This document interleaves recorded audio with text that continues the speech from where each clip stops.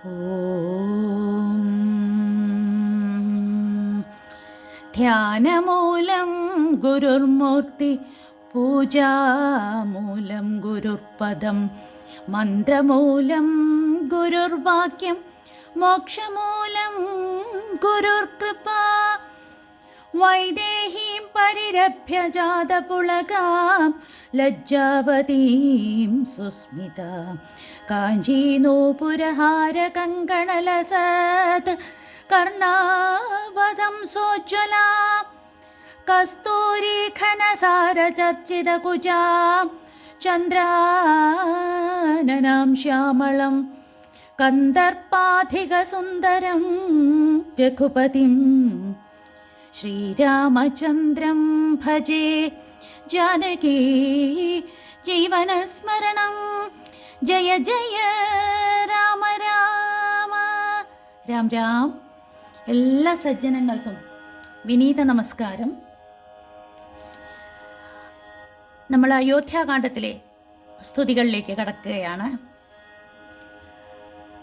ഇന്ന് അയോധ്യാകാന്ഡത്തിലെ നാരദ സ്തുതിയാണ് ഇവിടെ പാരായണം ചെയ്യുന്നത്. ഒരിക്കൽ ശ്രീരാമചന്ദ്രൻ അന്തഃപുരത്തിൻ്റെ അങ്കണത്തിൽ സീതയുമൊത്ത് സുഖമായി ഇരിക്കുകയായിരുന്നു. മധുര താമ്പൂലമെല്ലാം നൽകി സീത ശ്രീരാമചന്ദ്രനെ സന്തോഷിപ്പിച്ചു. അതിനുശേഷം രത്നദണ്ഡത്തോടുകൂടിയ വെഞ്ചാമരം സ്വയം കയ്യിലെടുത്ത് സീത രാമനെ വീശാൻ തുടങ്ങി. ആ സമയത്ത് രഘുവരനെ കാണാൻ ശ്രീനാരദ മഹർഷി ആകാശമാർഗത്തിൽ നിന്നും താഴേക്ക് ഇറങ്ങി വന്നു. രാമനിരിക്കുന്ന ഇടത്തിലേക്ക് അദ്ദേഹം വന്നെത്തി. ഭഗവാൻ ശ്രീരാമചന്ദ്രൻ ഗൃഹസ്ഥനായതിനു ശേഷം ആദ്യമായി തൻ്റെ ഗൃഹത്തിലേക്ക് വരുന്ന മഹാത്മാവായ ശ്രീനാരദ മഹർഷിയെ വേണ്ട പോലെ എതിരേറ്റു കൂട്ടിക്കൊണ്ടുവന്നു. പാദപൂജയും മറ്റും ചെയ്ത് ഉചിതമാവണ്ണം സൽക്കരിച്ചു. ഭഗവാന്റെ ആതിഥ്യം സ്വീകരിച്ച നാരദ മഹർഷി സന്തുഷ്ടനും കൃതാർത്ഥനുമായി. അനന്തരം ആ ഭഗവാന്റെ ദിവ്യമഹിമകളെ വാഴ്ത്തി വാഴ്ത്തി സ്തുതിച്ചു. പിന്നീട് ശ്രീരാമചന്ദ്രന്റെ അവതാരോദ്ദേശത്തെ ഓർമ്മിപ്പിച്ചു. രാവണാദി ദുഷ്ടരാക്ഷസന്മാരെ കൊന്നിട്ട് ജഗത്തിന്റെ ക്ഷേമത്തെ നിലനിർത്താൻ വേണ്ടി ബ്രഹ്മാദി ദേവന്മാരാൽ അപേക്ഷിക്കപ്പെട്ടാണ് അവിടുന്ന് ദശരഥപുത്രനായി അവതരിച്ചത്. രാവണാദികളെ കൊന്നു ജഗത്തിനെ പരിപാലിക്കാമെന്ന് പ്രതിജ്ഞയും ചെയ്തിട്ടുണ്ട്.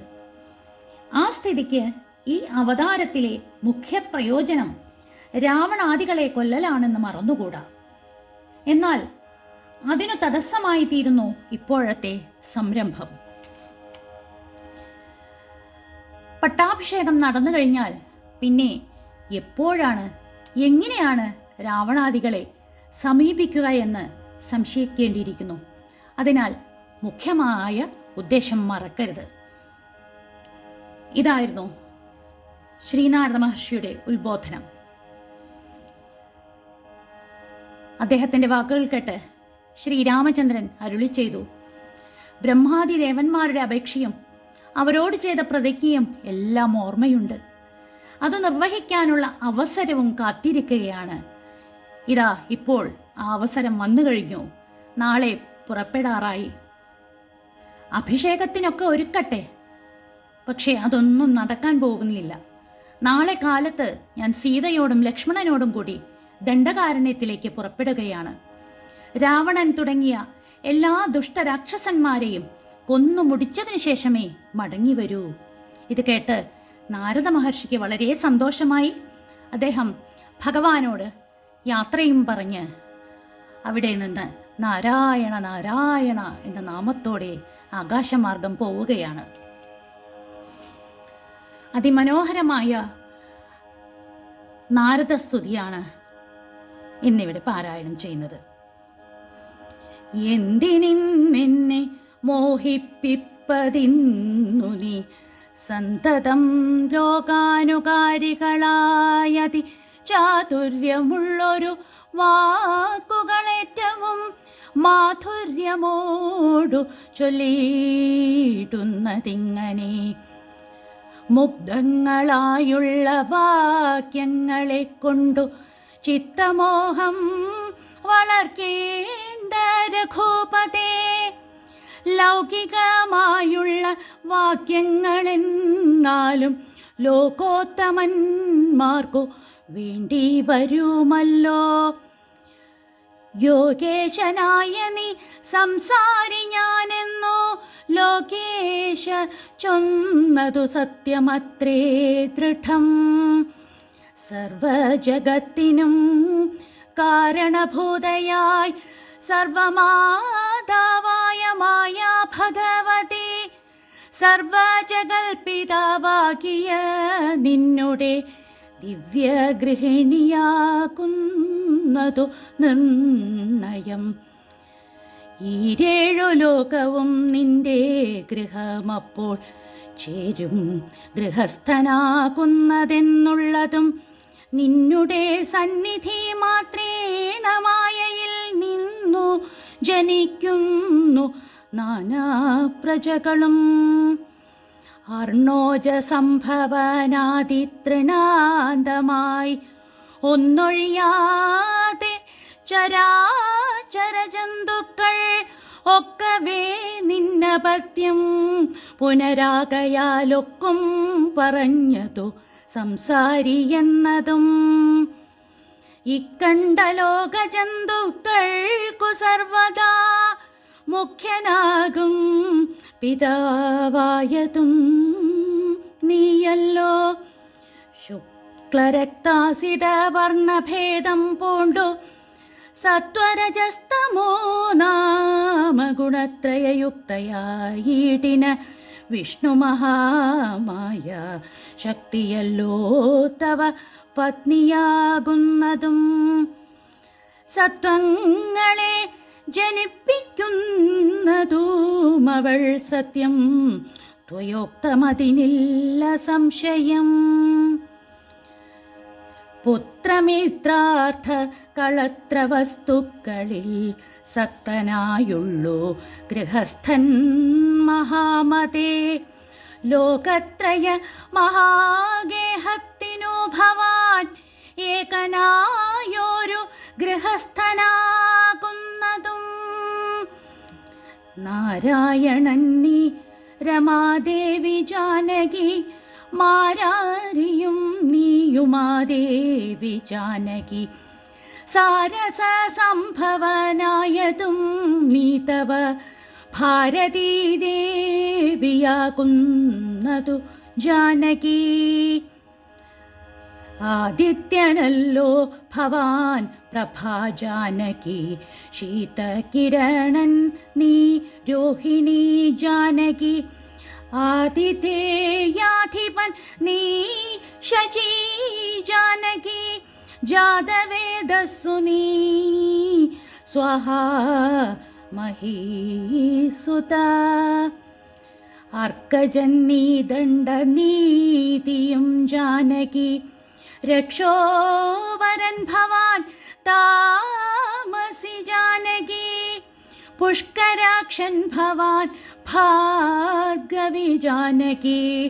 ശക്രദൂതൻ നീ സദാഗതി ജാനകി. രാജരാജൻ ഭവാൻ സംബൽക്കരി സീത. രാജരാജൻ നീ വസുന്ധര ജാനകി.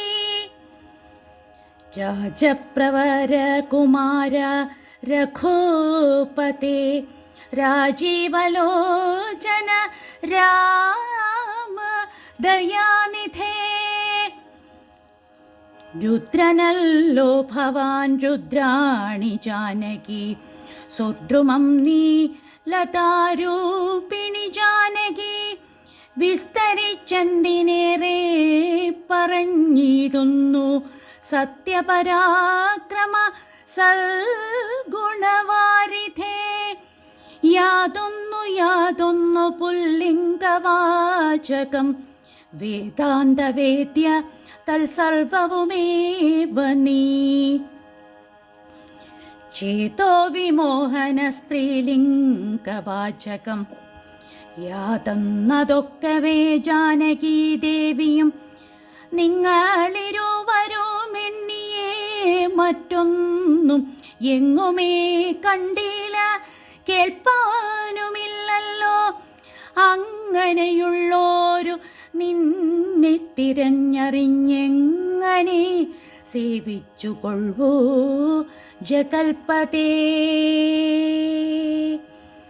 മായയാ മൂടി മറഞ്ഞിരിക്കുന്നോരു നീയല്ലോ നൂനമവ്യാകൃതമായതും, പിന്നെ അതിങ്കൽ നിന്നുണ്ടായി മഹത്വത്വം എന്നതതിങ്കൽ നിന്നുണ്ടായി സൂത്രവും.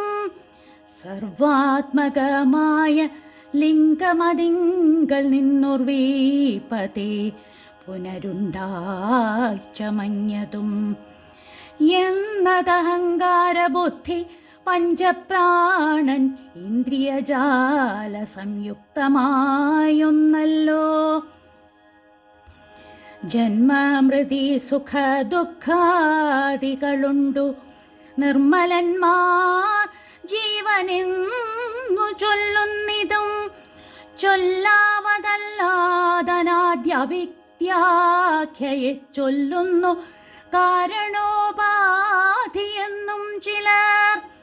സ്ഥൂലവും സൂക്ഷ്മവും കാരണമെന്നതും മൂലമാം ചിത്തിനുള്ളോരുപാധിത്രയം എന്നിവറ്റാൽ വിശിഷ്ടം ജീവനായതും അന്യോനനാം പരൻ തദ്വിയുക്തൻ വിഭോ. സർവപ്രപഞ്ചത്തിനും ബിംബഭൂതനായി സർവോപരിസ്ഥിതനായി സർവസാക്ഷിയായി തേജോമയനാം പരൻ പരമാത്മാവു രാജീവലോചനാനാകുന്ന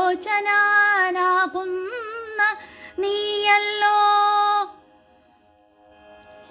നിങ്കൽ നിന്നുണ്ടായി വരുന്നിതു ലോകങ്ങൾ, നിങ്കൽ പ്രതിഷ്ഠിതമായിരിക്കുന്നതും നിങ്കലത്രേ ലയിക്കുന്നതുമൊക്കവേ. നിൻ കളിയാകുന്നിതൊക്കെയോർക്കും വിധോ കാരണമെല്ലാറ്റിനും ഭവാൻ നിർണയം. നാരായണ നരകാരേ നരാധിപ.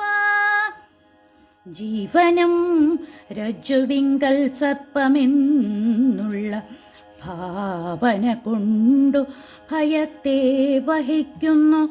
നേരെ പരമാത്മാ ഞാനെന്നറിയുമ്പോൾ തീരും ഭവഭയമൃത്യു ദുഃഖാദികൾ. തൊൽക്കഥാനാമശ്രവണാദി കൊണ്ടുടൻ ഉൾക്കാമ്പിലുണ്ടായി വരും ക്രമാൽ ഭക്തിയും. തൊൽപാദ പങ്കജ ഭക്തി മുഴുക്കുമ്പോൾ തൊൽബോധവും മനക്കാമ്പിലുദിച്ചിടും.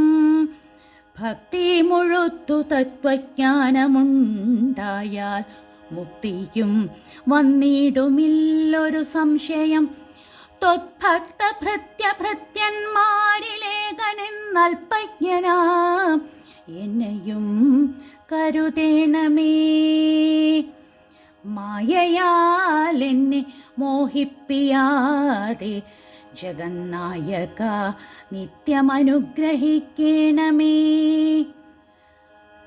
തൊന്നാഭിപങ്കജത്തിങ്കൽ നിന്നെ കഥാ മുന്നമുണ്ടായി ചതുർമുഖൻ മൽപിത.